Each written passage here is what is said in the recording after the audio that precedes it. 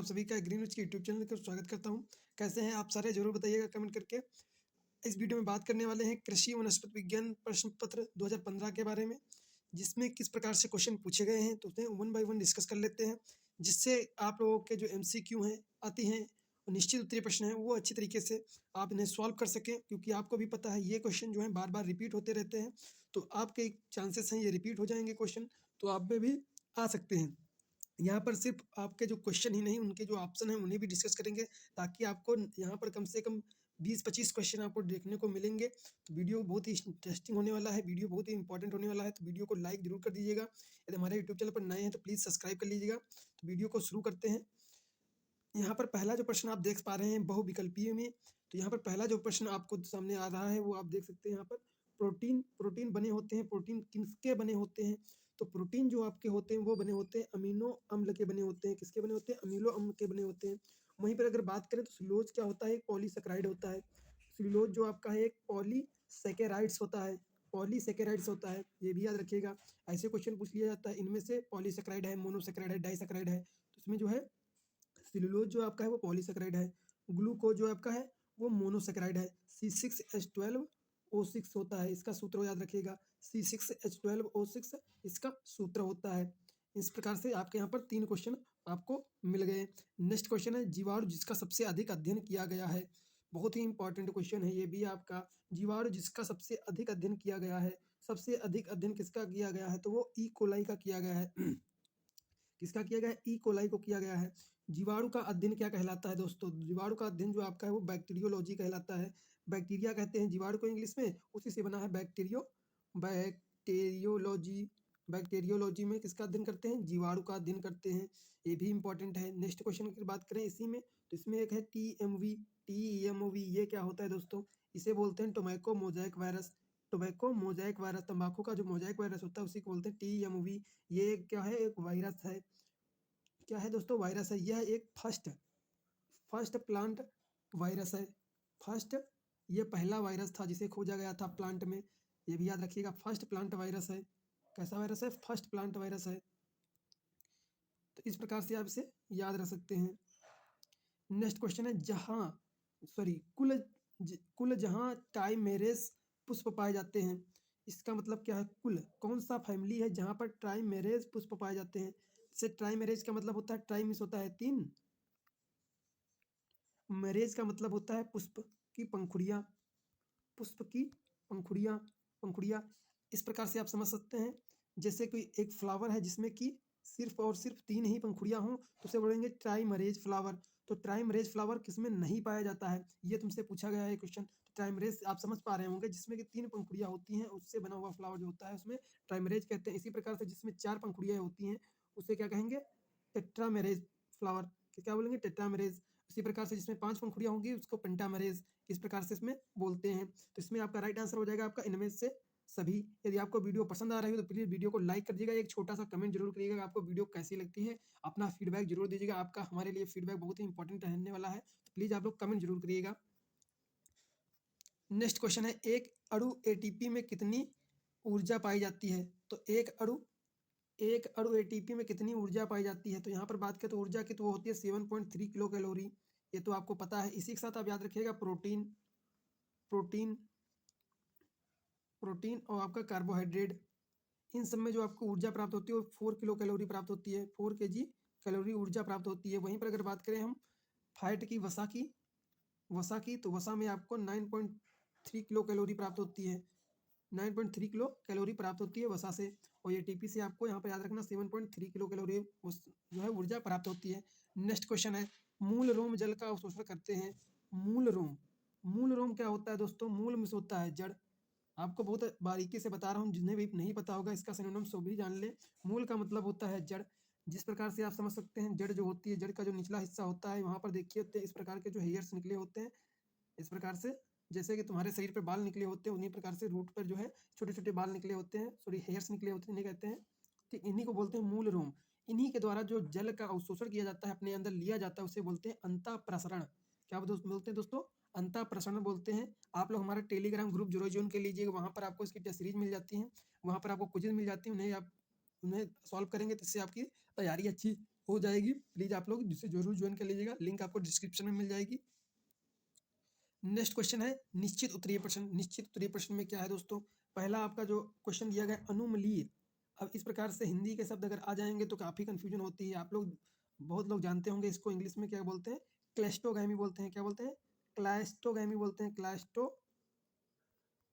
क्लास्टोगैमी बोलते हैं इसे, क्लेस्टोगैमी कहा जाता है। अनुमली प्रागड़ी पौधे का एक उदाहरण देना है, इसे इंग्लिश में बोलते हैं क्लेस्टोगैमी। क्लेस्टोगैमी में क्या होता है, जो पुष्प होता है वो कभी भी ओपन नहीं होता है, पुष्प जो है वो खिलता नहीं है, उसके अंदर जो परागण की क्रिया है वो हो जाती है।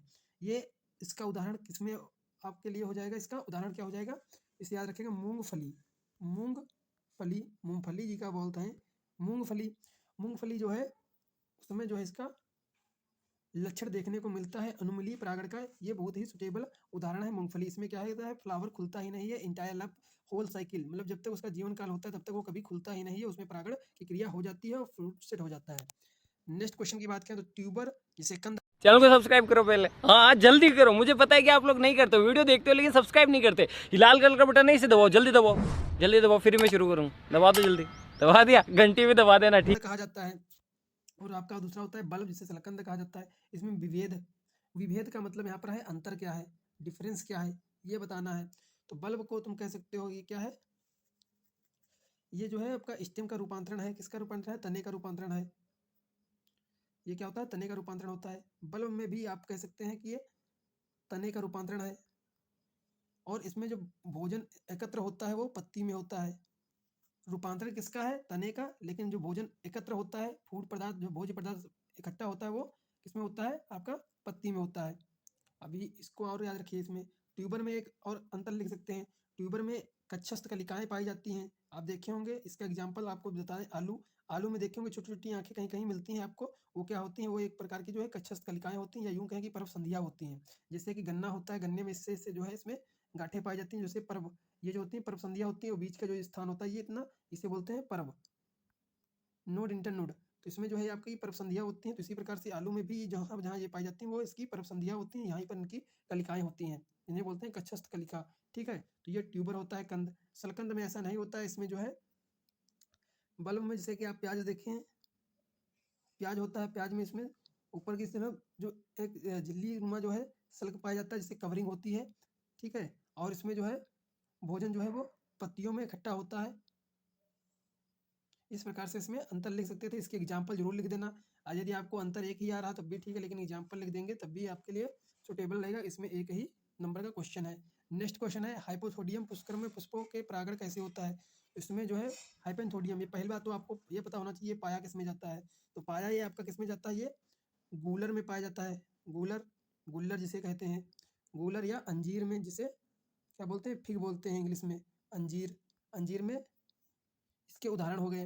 अब याद रखिए, जैसे कि आप गूलर देखे हैं, कुछ इस प्रकार से गूलर होता है, यहाँ पर छोटा सा एक छिद्र होता है जिसमें कि, तो इसमें क्या करता है, इसमें एक कीट काम करता है परागण के लिए। यहाँ पर जहाँ पर नीचे की तरह जो होते हैं, यहाँ पर नर फ्लावर लगे होते हैं।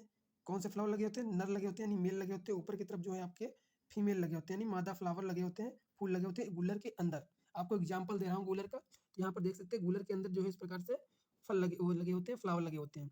तो एक ब्लास्टोफेगा, ब्लास्टोफेगा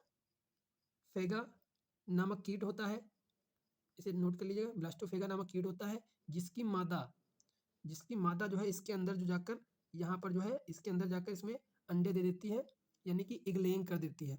जब इसके अंदर एग लेइंग कर देती है, उसके बाद जो इसमें से जो इसके जो एग लेइंग करती है उसके जो निकलते हैं क्या, जिसे बोलते हैं लार्वा। जो लार्वा होते हैं, लार्वा से जो है इसमें वो जब बड़े होते हैं तो इसी के अंदर जो है इसमें इससे जो है परागण करा देते हैं, मेल और फीमेल के परागण करा देते हैं। इन्हीं के जो है इसमें जो बीजांड होते हैं उन्हीं का ये भोजन बना लेते हैं, उन्हीं को खाते हैं और इन्हीं से जो है इसमें परागण की क्रिया पूर्ण कर देते हैं और इन्हीं से जो है बाहर निकल जाते हैं। इसी छिद्र के द्वारा जब बड़े हो जाते हैं तो यहीं से बाहर निकल जाते हैं। तभी देखे होंगे गूलर देखते होंगे, उसके अंदर देखते हैं कि भुनगा निकलता है, इसे भुनगा के नाम से जाना जाता है। भुनगा भुनगा लोग मतलब मोस्टली कहते हैं गाँव में कि भुनगा उसके अंदर से जो है बाहर निकलते हैं, यानी गुल्लर के अंदर से जो कीड़ बाहर निकलते हैं। देखते होंगे कहते हैं कि पूरा गुल्लर तो बंद था, अंदर से कीड़ कैसे निकल रहे हैं। तो ये होता है एक्चुअली यही है कि इसमें जो है ब्लास्टोफेगा नामक जो मादा होती है उसकी ये अंदर ग्लेइंग करती है, ग्लेइंग करते हैं जो उसके अंदर लार्वा होते हैं वो अंदर के जो बीजांड होते हैं उन्हें खाते हैं, उन्हीं के बाद में उसमें ही परागण की क्रिया पूर्ण कर लेते हैं। परागण की क्रिया भी पूर्ण कर देते हैं, उसके बाद जो बड़े हो जाते हैं वो बाहर इसी छिद्र से बाहर निकल जाते हैं। तो इसी प्रकार की जो पूरी प्रोसेस है इस प्रकार से इसमें होता है। ब्रीफ में आप संक्षिप्त में ऐसे समझ लीजिए। नेक्स्ट क्वेश्चन है द्विनिषेचन क्या है? द्विनिषेचन क्या है?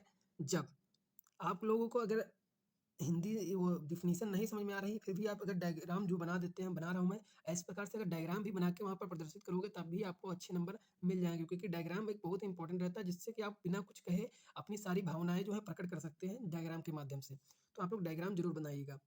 द्विनिषेचन में क्या होता है कि यहाँ पर जो आप देखे होंगे सहायक सेल होती हैं, यहाँ पर ध्रुवीय कोशिकाएं होती हैं, यहाँ पर अंड कोशिका होती है, यहाँ द्विध्रुवी केंद्रक होता है।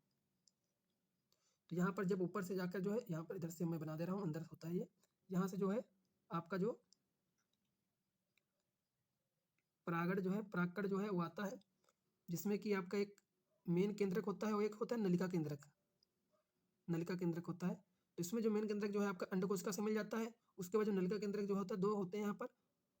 तो इसमें जो है एक जो जाके जो है ये डबल द्विध्रुवी केंद्रक से मिल जाता है। तो एक निषेचन जो सिंगल निषेचन होता है जो अंड कोशिका से मिलता है उसे बोलते हैं एकल निषेचन या सिंगल निषेचन होता है। जब दूसरा वाला जाके इससे मिल जाता है द्विध्रुवीय केंद्रक से तब इसे बोलते हैं द्विनिषेचन। क्या बोलते हैं इसे? द्विनिषेचन। इसकी खोज जो है नवासीन वैज्ञानिक ने की थी। नवासीन वैज्ञानिक ने की थी, ये भी याद रखिएगा। तो इसे बोलते हैं द्विनिषेचन, या यूं कहें जब द्विध्रुवीय केंद्रक से न्यूक्लियस में जब द्विध्रुवीय केंद्रक से जब द्विध्रुवीय केंद्रक से नर पॉलन नर परागकण ऐसे कर सकते हैं परागकण मिल जाता है तो उसे द्विनिषेचन कहा जाता है। इस प्रकार से आप डेफिनेशन की लिख सकते हैं। नेक्स्ट क्वेश्चन है उभयफ्लोमी संवहन बंडल क्या है? चैनल को सब्सक्राइब करो पहले, हाँ जल्दी करो, मुझे पता है कि आप लोग नहीं करते हो, वीडियो देखते हो लेकिन सब्सक्राइब नहीं करते। ये लाल कलर का बटन नहीं से दबाओ, जल्दी दबाओ, जल्दी दबाओ, फिर मैं शुरू करूँ। दबा दो जल्दी, दबा दिया, घंटी भी दबा देना, ठीक। तो उभयफ्लोमी संवहन बंडल क्या होते हैं? तो इसमें अगर बात करें तो इसमें क्या है आपका फ्लोएम अब इसे पूर्ण कर लीजिएगा। फ्लोएम जाइलम दोनों और अंदर बाहर स्थित होते हैं अर्थात उभयफ्लोमी कहलाता है। मतलब कि जब फ्लोएम होता है जाइलम होता है और दोनों अंदर और बाहर दोनों तरफ पाए जाते हैं तब जाके उसे बोलते हैं उभयफ्लोमी। नेक्स्ट क्वेश्चन है अति लघु उत्तरी प्रश्न, जिसमें कि इसे बोलते हैं इंग्लिश में कार्क कैम्बियम इसे बोलते हैं वास्कुलर कैम्बियम। तो अब इसमें आप अंतर स्पष्ट कर सकते हैं। कागेधा में इसमें क्या होता है, ये बाहरी परत होती है। कैसी परत होती है? बाहरी परत होती है। तो ये जो है आपकी सेकेंडरी ग्रोथ में भाग लेती है, सेकेंडरी ग्रोथ में सहायक होती है। कागेधा ये नहीं होती है, ये जो है आपकी वो अंदर के भाग में पाई जाती है। अंदर में जो आपका प्राथमिक जाइलम होता है और फ्लोएम होता है उनके बीच में जो है ये संवहन एधा स्थित होती है। और दूसरी चीज आप इसमें याद रख सकते हैं इंपॉर्टेंट है जो कि इसमें जो है ये द्वितीयक वृद्धि में उत्तरदायी होती है या सहायक होती है। यहाँ पर इसकी अगर बात करें वास्कुलर एधा की तो ये संवहन में संरचना में और उसके जो तने की मोटाई है उसमें जो ये भाग लेती है। संवहन एधा यहाँ पर लिखते हुए थोड़ा नहीं बन पा रहा है, आप इसे नोट कर लीजिएगा। इस प्रकार से डिफाइन कर सकते हैं। 2 नंबर का क्वेश्चन है, अगर तीन भी आप लिख देते हैं तब भी कोई प्रॉब्लम नहीं होगी इससे। नेक्स्ट है रोग उत्पन्न करने वाले कवकों पर टिप्पणी कीजिए। अब इसमें क्या करना है आपको, रोग उत्पन्न करने वाले कवकों पर सबसे पहले क्या दिया है, कवक। व्हाट इज कवक? अब कवक क्या होते हैं? कवक यूकैरियोटिक होते हैं। ये सब चीजें जो कवक के कैरेक्टर हैं वो बता सकते हो तुम। यूकैरियोटिक्स होते हैं और इसमें जो है काफी जो कुछ जो होते हैं रोग उत्पन्न वाले करने वाले होते हैं, कुछ बेनिफिशियल भी होते हैं, लाभदायक कवक भी होते हैं। और उनके इसी के संबंधित में 2-4 कवकों के नाम ले सकते हैं, जैसे कि प्लांट फंगस होते हैं, जैसे कि जो पौधों में बीमारी काज करते हैं, कुछ जो है ह्यूमन बींग्स में बीमारी काज करते हैं। जैसे कि आप इसमें दाद खाज खुजली वाले जो कवक होते हैं वो भी लिख सकते हो। बाकी जो प्लांट की अगर बात करें तो प्लांट में आप लिख सकते हैं कि आलू का पछेती झुलसा, अगेती झुलसा, ये सभी जो है कवक के द्वारा ही होते हैं, तो रोग उत्पन्न करने वाले कवक ही हैं। पहले कवक की कैरेक्टर के बारे में, उनके लक्षणों के बारे में बता दो, उसके बाद उसके एग्जाम्पल दे दो कि ये रोग काज करते हैं, ये रोग काज करते हैं। नींबू का जो भी ये आलू का पछेती रोग है, झुलसा रोग है, ये सभी झुलसा रोग है। और तुम्हारा डंपिंग ऑफ है, डंपिंग ऑफ भी आपका जो है फंगस के कारण होता है, जिसे आर्द्र गलन के नाम से जाना जाता है। इस प्रकार से कई प्रकार के जो है आप लिख सकते हैं इसमें। नेक्स्ट क्वेश्चन है, नीले हरे शैवालों को अब साइनोबैक्टीरिया क्यों कहा जाता है? अब इन्हें साइनोबैक्टीरिया क्यों कहा जाता है? आपको पता होगा कि ये जो है शैवाल जो होते हैं ये अपवाद होते हैं, सभी शैवाल जो यूकैरियोटिक होते हैं, नीले हरे शैवाल जो है आपके प्रोकैरियोटिक्स होते हैं, प्रोकैरियोटिक्स होते हैं। और उसमें बात करें अगर तो साइनो इसके लिए कहा जाता है क्योंकि ये अपना भोजन स्वयं बना लेते हैं। अपना भोजन जो है ये अपना भोजन ये स्वयं बना लेते हैं और सनलाइट की उपस्थिति में, इसीलिए इनको साइनो बैक्टीरिया कहते हैं। बैक्टीरिया क्योंकि ये प्रोकैरियोट्स होते हैं और साइनो में से अपना भोजन खुद हम बना लेते हैं स्वयं की उपस्थिति में, इसीलिए इनको साइनो बैक्टीरिया कहा जाता है। नेक्स्ट क्वेश्चन है, बाह्य विद्रुक या एग्जार्ड जाइलम या मध्य आद्विद रुख, इंडार्क जाइलम में अंतर बताइए। इनकी अगर बात करें तो इसमें आप बता सकते हैं कि जो आपका इंडोर्क जाइलम है, इंडोर्क जाइलम में आप बता सकते हैं, इंडोर्क जाइलम में कि ये जो आपके होते हैं इसमें प्रोटोजाइलम, प्रोटोजाइलम, प्रोटोजाइलम जिसे आदि दारू बोलते हैं। ये आदि दारू जो है आपका सदैव केंद्र की ओर रहता है, केंद्र की ओर रहता है और ये जो है आपके तने में पाए जाते हैं। वहीं पर आप एग्जार्ड जो जाइलम है आपका, तो इसमें आप बता सकते हैं कि ये इसमें नहीं होते हैं, जो आदि दारू है सदैव केंद्र की तरफ नहीं रहता है। दूसरा आप बता सकते हैं इसमें जड़ में पाए जाते हैं, किसमें पाए जाते हैं? जड़ में पाए जाते हैं। आप इसे नोट कर लीजिएगा। नेक्स्ट क्वेश्चन है, भारतवर्ष के कोई 2 कीटभक्षी पौधों का वर्णन कीजिए। कीटभक्षी पौधे जो होते हैं वो नाइट्रोजन वाली कमी वाली भूमियों में उगते हैं और कीटों को खाकर नाइट्रोजन प्राप्त करते हैं। तो इसके एग्जाम्पल आप लिख सकते हैं, नेफेंथीज का घटपर्णी, नेफेंथीज का घटपर्णी, यूट्रिकुलेरिया का ब्लेडर, यूट्रिकुलेरिया यूट्रिकुलेरिया का ब्लेडर, ड्रोसेरा, इस प्रकार से आप इसमें लिख सकते हैं। आई होप इस वीडियो से आपको काफ़ी मदद मिली होगी। यदि आपको वीडियो पसंद आई तो प्लीज़ लाइक कर दीजिएगा, अपने दोस्तों तक जरूर शेयर कर दीजिएगा। मिलते हैं नेक्स्ट वीडियो, तब तक के लिए जय हिंद।